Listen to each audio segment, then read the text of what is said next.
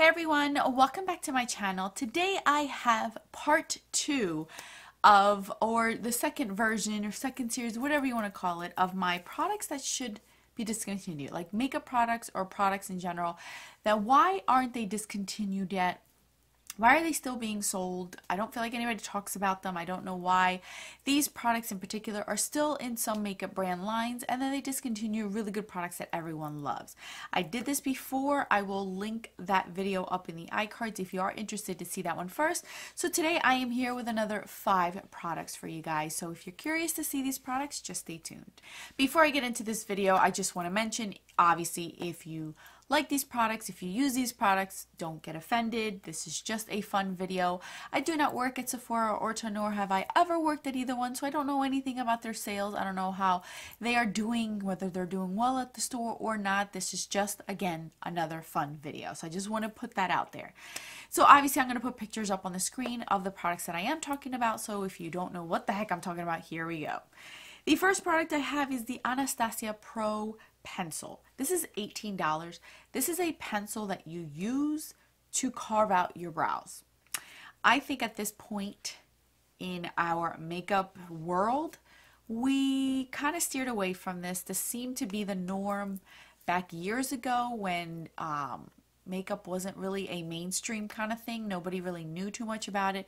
And then now you can carve out your brows with a concealer, carve out your brows with just a regular eyeliner pencil, with an eyeshadow.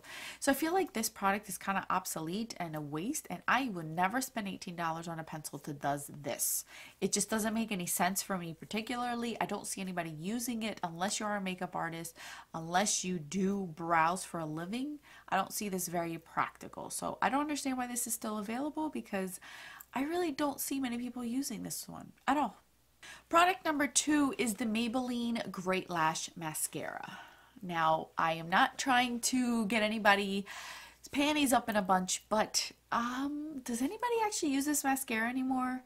Like, I honestly don't ever see anybody using it. Yes, this may have been your first one. Yes, this was my first one, and I realized that it was terrible, and I hated it, and I never bought it again.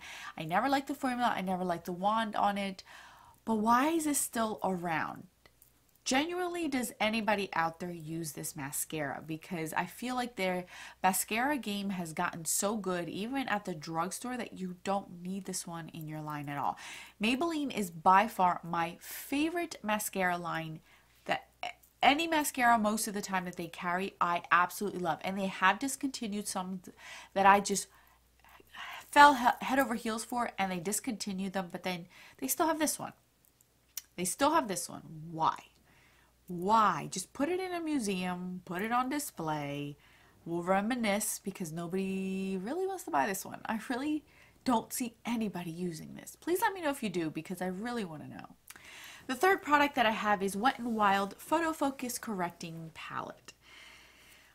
Wet n Wild does certain things great and amazing, and then they have other things and you're like, why? Why did you even bother to try?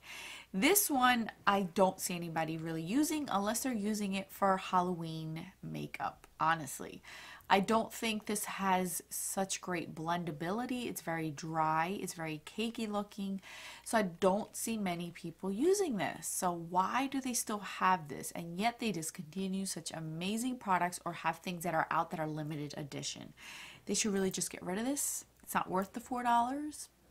I'll spend the $4 elsewhere on Wet n Wild, but this, no thank you. Next up is the CoverGirl Smoothers Concealer. This concealer is $8. It looks like a lipstick. It's one of those old school concealers, and this is very super drying. It looks drying. It kind of feels drying, because I remember back in the day when I tried this out and it was terrible for my under eye. I don't feel like this works great for the under eye. Maybe for spot concealing, maybe as a foundation and taking the place of a foundation. But not to mention, this only comes in maybe 4 to 5 colors, if that. I think it's like 4 colors, and it doesn't even suit a quarter of the people's skin tone, of everyone's skin tone. So why do they still have this? Who uses this? Honestly, who uses this? This is probably a product that I'd buy to carve out my brows. This is probably something I'd do that for, because I think this is a waste of shelf space. CoverGirl should just get rid of it, because this is something that I've never really seen anybody use.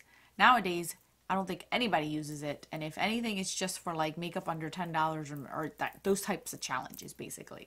Last but not least is the Revlon Illuminance Cream Shadows. These are $8. They come in a little 4-pan palette.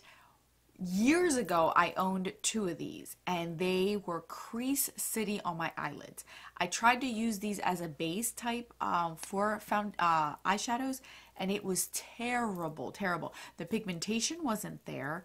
The quality was terrible. It creased like crazy on my eyes.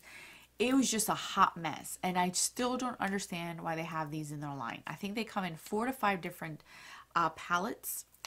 Does anybody use these? These are so bad. They are terrible for oily lids. If you have oily lids, please steer away from these. These are terrible. I would not recommend these at all. I've personally tried these as well, and I think that they are terrible. I think I bought these when they were like 75% off. Not worth it at all. They should definitely discontinue these as well. All right, guys, so these are 5 products in different lines, high-end and drugstore, that I feel I don't see anybody using. I don't think they're practical for today's day and age in makeup world. With all the quality and makeup brands that we have, these should not have shelf space at all. I definitely wouldn't recommend these. I don't think many people, that at least the people that I watch, have never really used these, have never really showcased them or done a throwback with these. We have come such a long way that these are the type of products that I feel should be discontinued, to come and bring in those good quality products that we all fall in love with and keep those in the line, not these, because these products, for the most part, I can only see a preteen using, because their skin is so amazing that they really don't need something that's like full on powerful. That's how I feel about these products. So anyway, thank you guys so much for watching. I will link these products down below just in case you're curious to really see details on these, because yeah, that's all I'm going to say about those. So let me know in the comment section if you do use them. Please don't get offended, you guys. Please do not get offended. This is just for fun. This is just my opinion, obviously.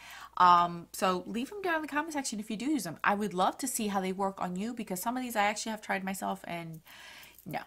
Nope. No thank you. In the words of Little Miss, nope. Basically. So anyway, I will catch you guys in my next video. And don't forget that a smile is the best makeup a girl can wear. Bye, guys.